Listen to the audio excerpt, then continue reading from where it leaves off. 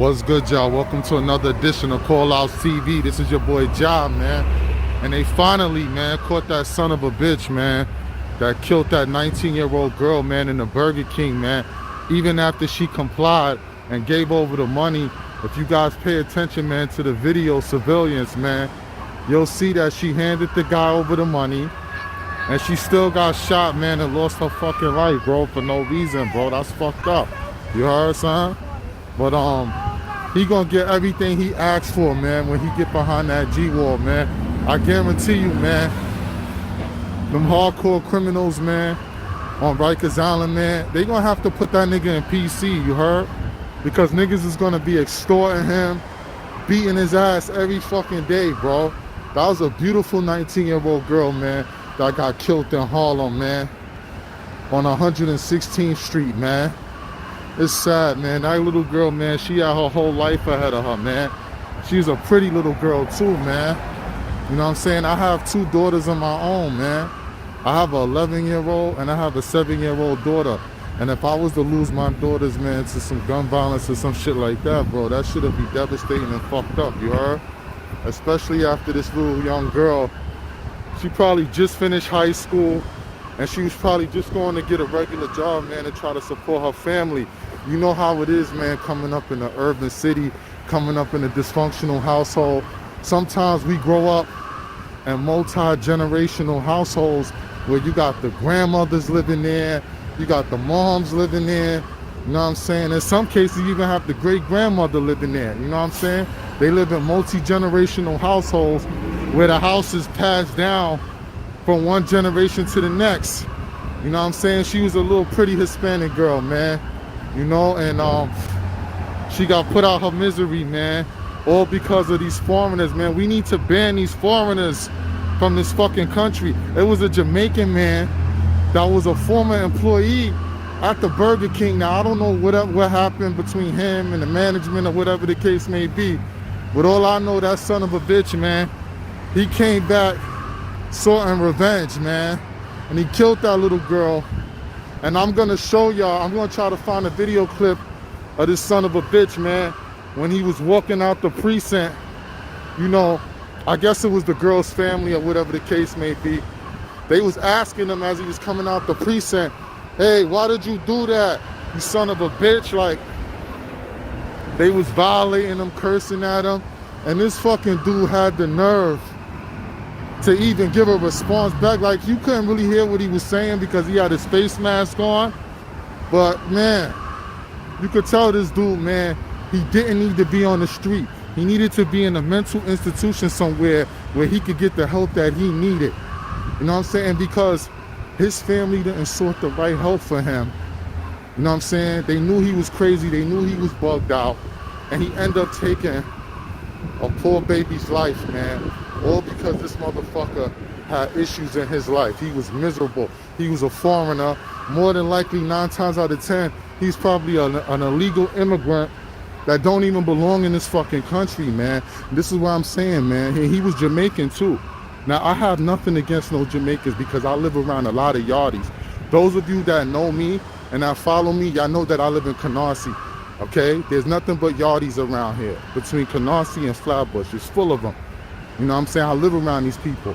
I know how they treat Americans. I know they don't give a fuck about Americans. I guarantee you, if that girl had a West Indian accent or some shit like that, I guarantee you, man, nothing wouldn't have happened to that girl, man. But because she was an American girl, she was out here trying to get her life together, trying to provide for her family. You know what I'm saying? And look what happened to her, man. You know what I'm saying? So I hope this fucking bitch, man, this bitch-made ass nigga, bro, I hope they throw his bitch ass in population, which I know they not going to. But they need to put that fuck boy in population, man, and let him get everything that he fucking deserve and more. So until next time, this is your boy Callouts TV. Don't forget to like, share, and subscribe. We got more content on the way. What a loser. They gotta get you, Papa. Guy. They gotta get you. No problem, officer. Why do you think that, man? You're a bastard. How you did that shit, Tú eres bro? basura. You a real bum. garbage, You a man. piece of shit. If you kick that guy, you got a gate too. If you kick that guy, you real garbage. That's no good.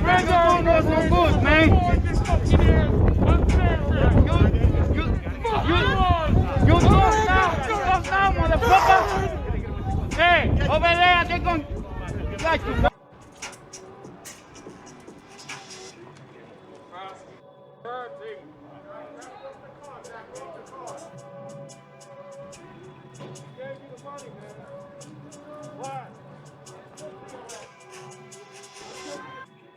Why'd you do?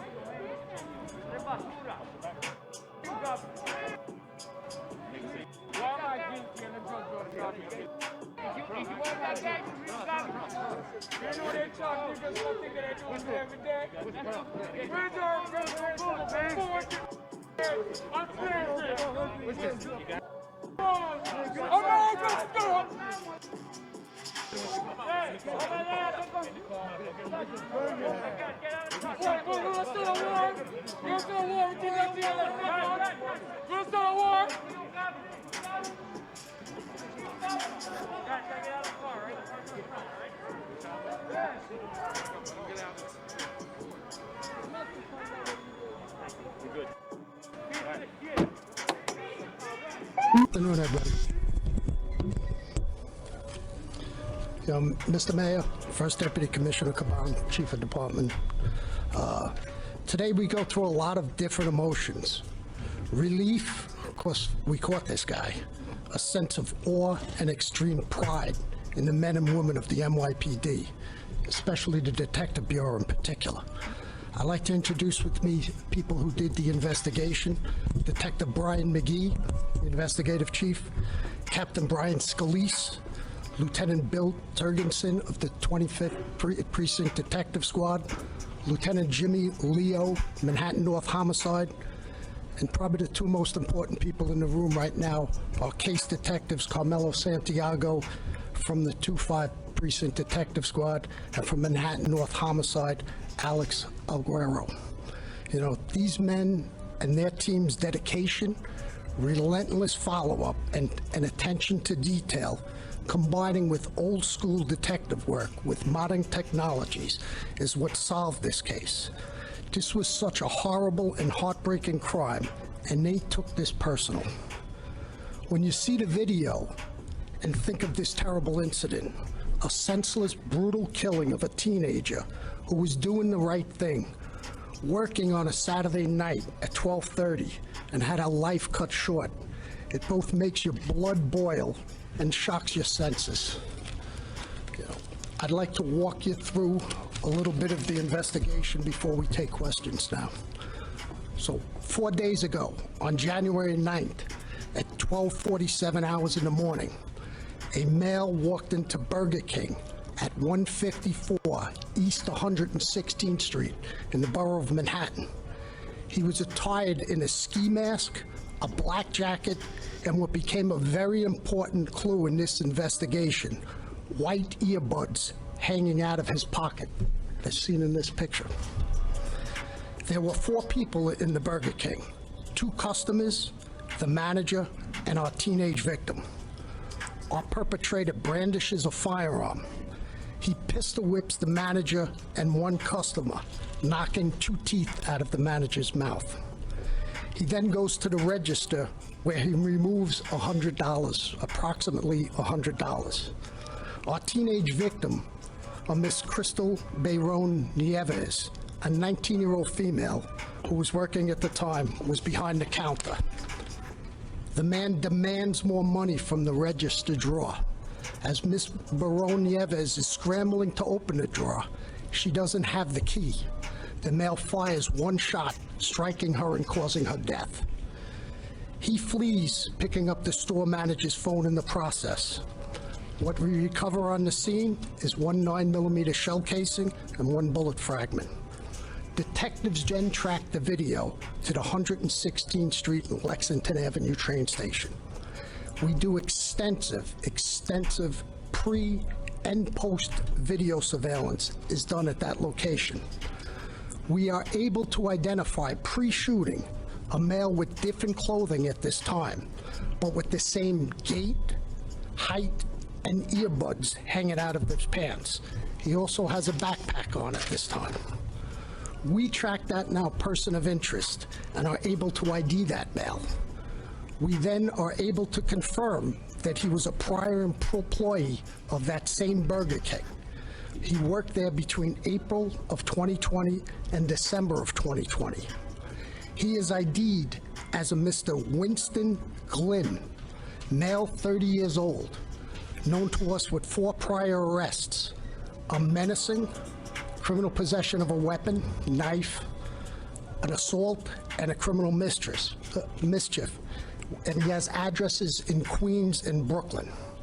Through an extensive video canvas in our transit system, we are able to track Mr. Glynn to locations in Brooklyn.